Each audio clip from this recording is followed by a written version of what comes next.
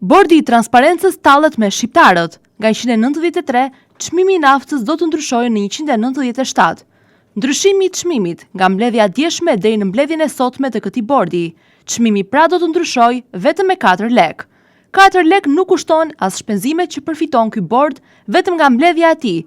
Dhe të tallesh me shqiptarët me 4 lek, kjo është më tepër se një fyerje ndaj tyre. 100% është çmimi i naftës në bursë. Ky ka qenë çmimi i naftës për një fuqi ende pa filluar lufta, kur çmimi i naftës ishte të paktën 200 lek më lirë.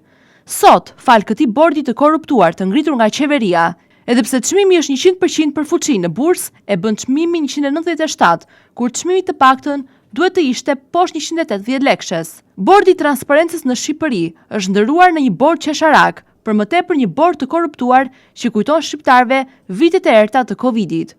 Kur ky bord duhet të caktonte çmimin shqiptarëve përveç të tjerave, çmimin e letrës higjienike. Në këto kohëra të vështira që po jetojnë shqiptarët me ngritje çmimesh të gjithanshme të paktën, bordi i transparencës me çmimin e naftës duhet të tregohet më korrekt, pasi çmimet janë publike, që do të thotë se nuk ka asnjë shmangje pasi çmimi i naftës është në bursë në të gjithë botën.